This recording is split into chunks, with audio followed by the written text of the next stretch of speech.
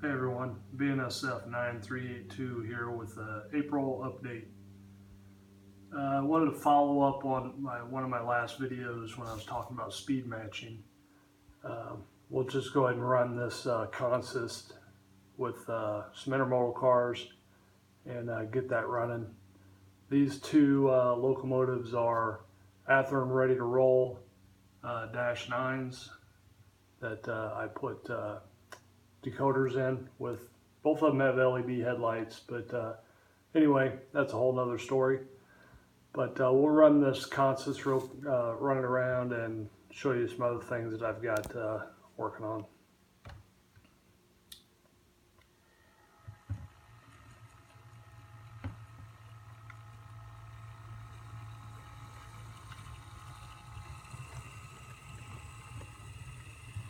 This is pretty much what I'm going to be running as my intermodal train, at least for now anyway. I'd still like to get a few spine cars. I know they've been re-released by I think Walthers, but I don't have any spine cars. I'd like to get a few of those, but not sure that this, for the size of my layout, that this train actually needs to really be any longer. But this is what I have so far. Pardon me.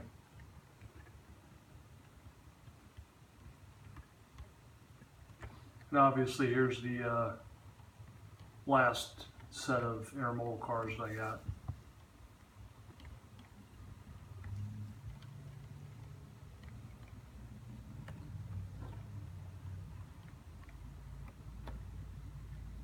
All right, we'll let that run and we'll move on and talk about a few other things.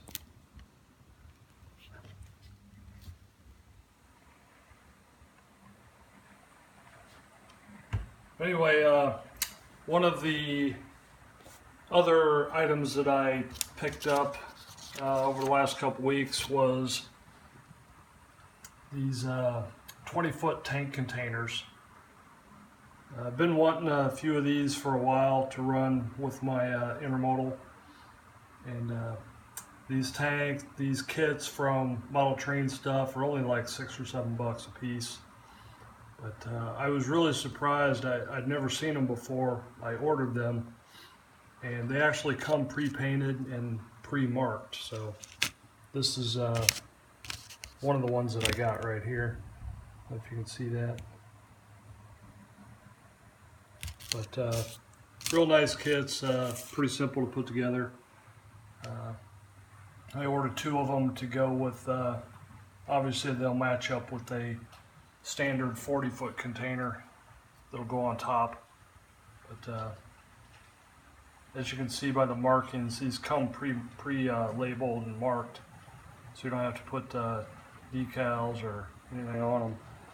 I did spray some dull coat on these, kind of took the color down a little bit, and we'll need to weather them when we get farther along here. But these are the 2 20-foot tank containers that I received and put together. Those are pretty nice. I think I'm going to order a couple more. They'll look good on these 40-foot, underneath a 40-foot box car, or box on one of these cars. So they look good. That's where they go right there. But anyway, those are pretty neat little kits. I'll probably get a couple more. The next little item that I got was these rail stops by Osborne Model Kits. This is really the first little etched or engraved, whatever they're called, wooden models that I've worked with. But here they are, pretty much assembled and painted. Just put them on this piece of spare track so I could paint them.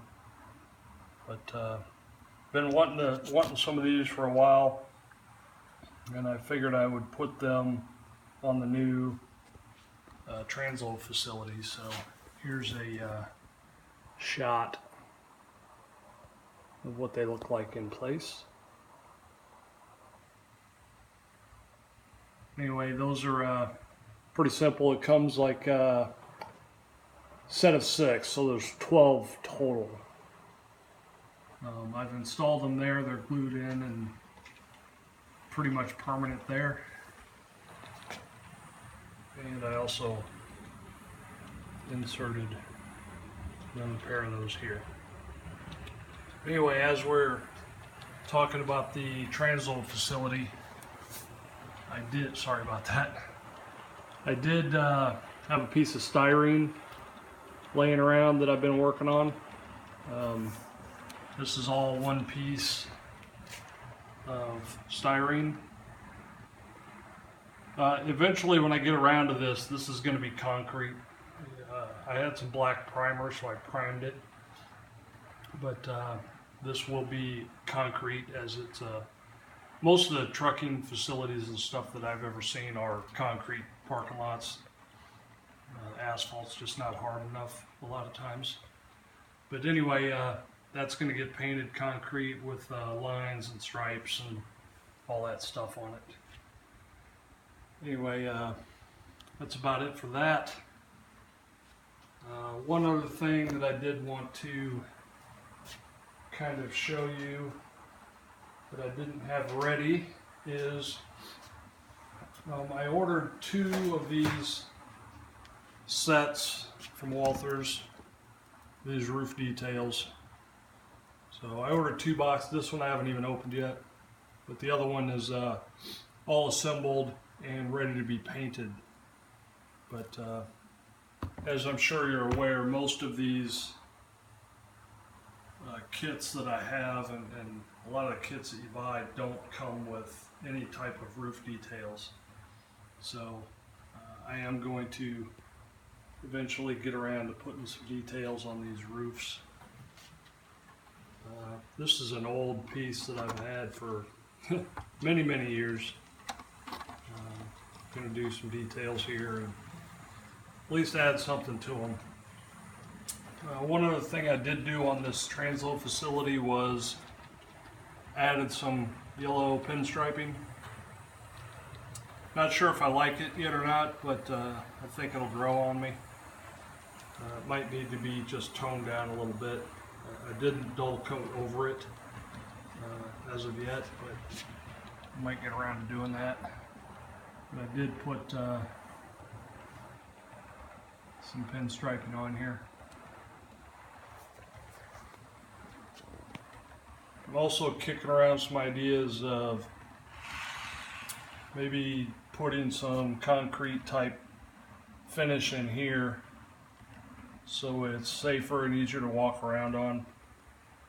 Don't know if that would be something that would be done in real life or not, but again, I think it might just add some detail.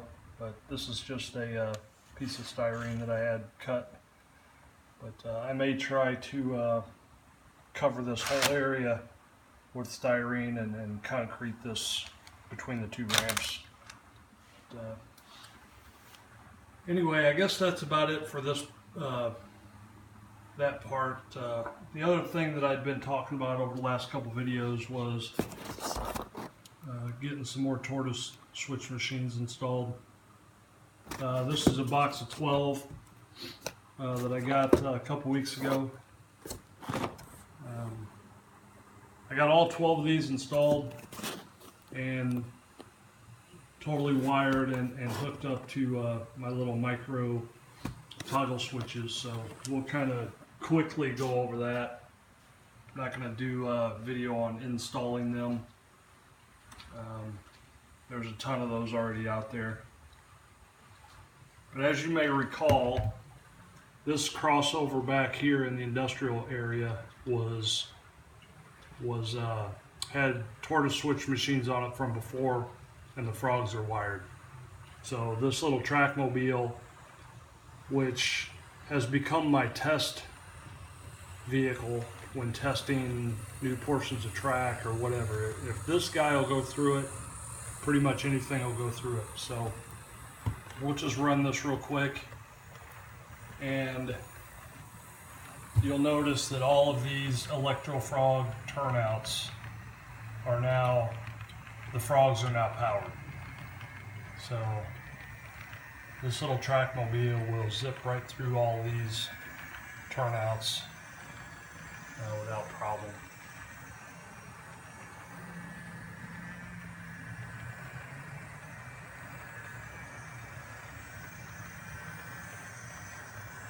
Goes right through that frog, no problem. But that's the whole idea back here, is to use either a regular switcher locomotive or use my trackmobile back here. Obviously this one, I've got little toggles right here that again, this guy should go right through this electro frog powered turnout or crossover. So far so good.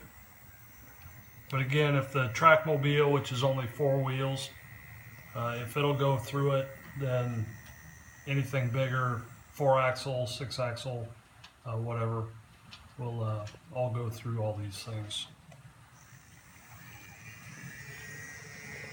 But anyway,